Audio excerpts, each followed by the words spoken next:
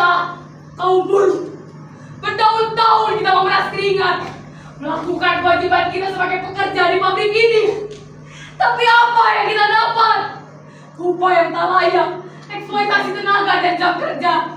Tak ada jaminan kesehatan dan keselamatan kerja. Banyak teman kita yang dilecehkan secara seksual. Pemecatan sepihak. Terlalu lama kita diam. Terlalu lama kita dihancurkan rasa takut ini. Kita harus bergerak melawan penindasan itu semua dengan tangan kita sendiri. Sekarang hanya satu kata. Lawan! Hidup buruh! Hidup buruh! Hidup buruh!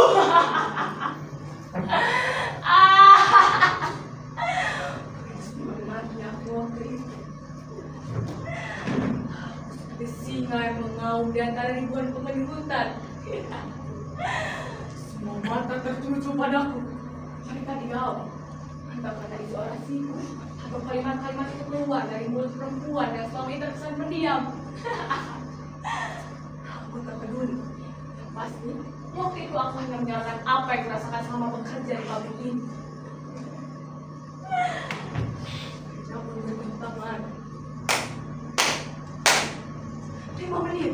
Iya, 5 menit. Seperti penghargaan atas sebuah pertunjukan teater yang memuaskan. Yel yang aku berikan. Mereka sambut dengan gema yang riuhnya mengalahkan drum mobil jalan raya.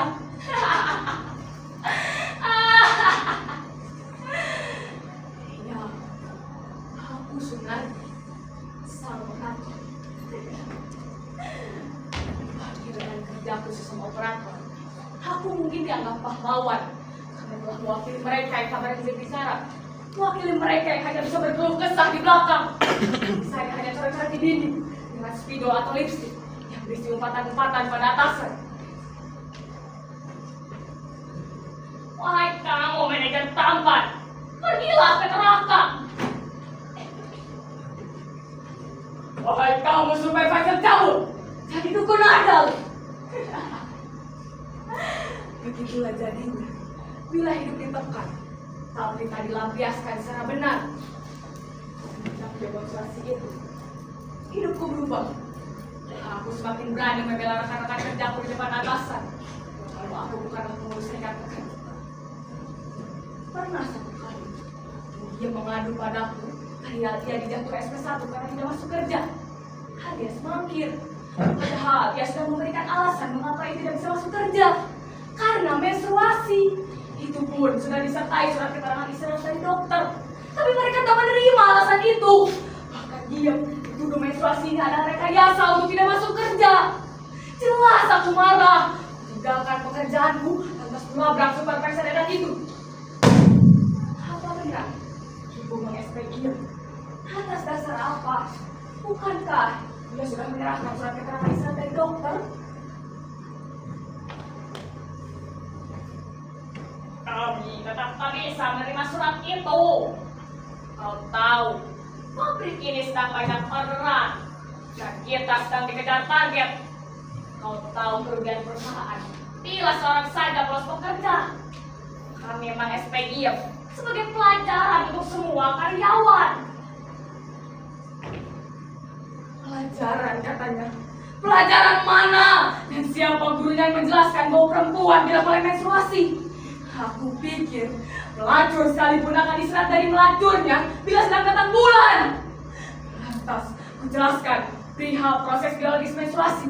Kujelaskan juga hubungan industrial antara buruh dan majikan. Saat itu mukanya memerah. Lalu yang minggu keluar. Tapi aku tak peduli. Terus mengatakan pikiran-pikiran sosialisku. Hingga akhirnya, begini. Kau telah berani menentang atasanmu.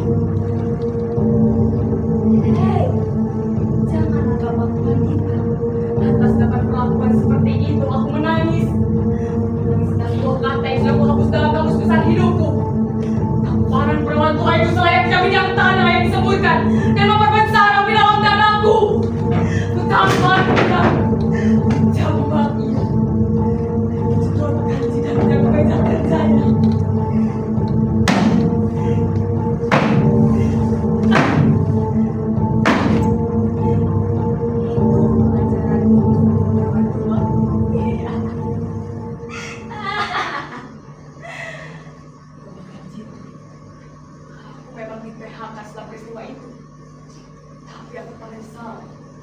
setidaknya teman-temanku sadar untuk mereka.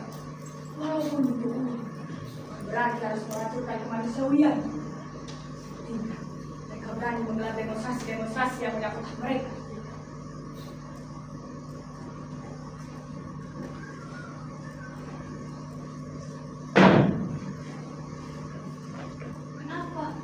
Kenapa bertanya tentang suamiku? Iya, baik-baik saja. Justru yang mendorong keberanianku adalah suamiku, Mas Mario. Dia memburu di pabrik sepatu. Tempat kerjanya, dia dikenal dengan julukan si Betil. Sudah kerja pabrik yang jajaki, hampir sama permasalahannya. Tentang soal upah lah, uang tunjangan lah, uang makan lah, uang cuti lah, dan segala tetek bengek perburuhan. Dia selalu dipercaya oleh rekan kerjanya sebagai penyalur aspirasi dari mereka. Dia yang sudah melalap paham kantor dan selalu menggebu-gebu mengangkat permasalahan ke permukaan. Mario tidak pernah mau menjadi pengurus serikat pekerja. Camkan itu, baginya pengurus serikat pekerja sudah bukan lagi DPR-nya para buruh, melainkan jadi organisasi penjilang rumah atasan agar mudah dapat jabatan. Ya, memang tidak semua seperti itu. Tapi kan di atas rata-rata, kebijakan yang seharusnya memperbaiki hidup buruh telah dikorbankan untuk kepentingan pribadi. Aku jadi ingat ketika dia pertama kali bekerja di pabrik garmen. Saking jengkelnya pihak atasan pada tingkah Mas Mario yang sudah dikendalikan, segala macam cara mereka tepuk agar ia diam. Itu intinya. Karena sesudah sebuah demonstrasi, ia dipanggil sebagai juru bidan atau mandor di bagiannya. Terang Mas Mario menolak, karena bukan itu yang diinginkannya. Sebab itu, pihak manajemen mencari jalan lain, yaitu mem-PHK-nya dengan sedikit pesangon. Maka disusul sebuah skenario yang melibatkan karyawan bagian lain. Hari itu, Mas Mario berencana suatu berangkat bekerja. Sudah pasti, seragam dan sepatunya basah. Maka bergerak ia melakukan yang mencopot sepatu dan bercerita. Lalu ia memakai sendal. Entah sendal siapa. Lalu dia beranjak ke bagian. Tak ada masalah awalnya sampai tengah hari. Tapi tiba-tiba dia dipanggil dan disuruh menghadap personalia.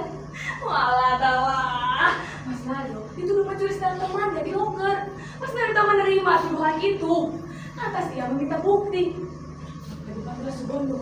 Ia mengaku bahwa ia telah melaporkan kehilangan sendalnya di loker. Ketika ia melihat sendal itu dipakai oleh Mas Mario, ia melaporkannya. Walah, dalam kasus ini pun pengurus serikat pekerja telah ikut permainan. Buktinya pembelaan yang mereka berikan hanya sekadar formalitas biasa. Dan diakhiri dengan kalimat, "Maaf, kami tak bisa membantumu lebih jauh lagi. Kasusmu berat." Disitulah awal Mas Mario patah arah pada yang namanya pengurus serikat pekerja.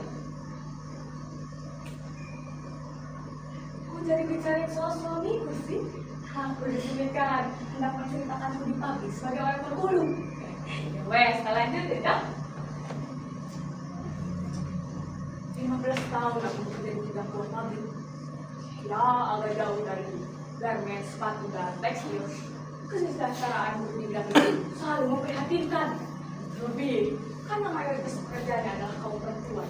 Dan ketikanya adalah orang Asia juga. Lupakanlah, miris aku mengenal semua itu. Komunitas warga di pinggir kota diketuai oleh Mas Mario. Aku membantunya menjadi wakil. Tugasku lebih berhubungan dengan elemen-elemen masyarakat bawah, membangun kekuatan massa. Itu tugasku. Tugas Mas Mario sendiri lebih kepada membangun jaringan di atas, cari celah yang bisa dimasuki secara finansial. Kami memiliki prinsip kerja. Selama yang berani bayar kami lebih banyak, apa kami berikan kepada massa yang dibutuhkan.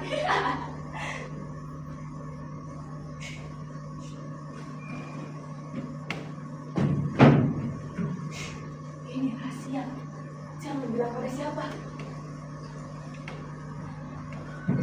Soal kebijakan pemerintah yang merugikan rakyat. Ada yang berikut.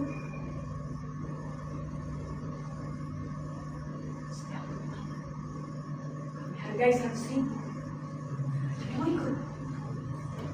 Setiap kepala kami hargai 100.000. Ya. Apa? Dana dari mana? Aku salah tahu dana ini kami dapatkan dari mana. Jelas, dana ini kami dapatkan dari menghadiri fatwa di pemerintahan sekarang. Aku sudah menyiapkan orasi yang aku pikir akan lebih dahsyat daripada janji-janji partai waktu pemilu kemarin. Seperti ini. Saudara-saudara sebangsa setanah air, sejak reformasi dulu, kita sudah sepakat bahwa kolusi, korupsi, dan nepotisme harus diberantas. Tapi apa kenyataannya? Masih saja semua itu terjadi. Bahkan di lembaga hukum tertinggi bangsa ini pun yang memberantas korupsi malah menerima suap. Mau jadi apa negeri ini? Ini bukti dari ketidakbecusan pemerintahan sekarang. Hanya satu solusi. Ganti pemimpinnya, ganti kabinetnya sekarang.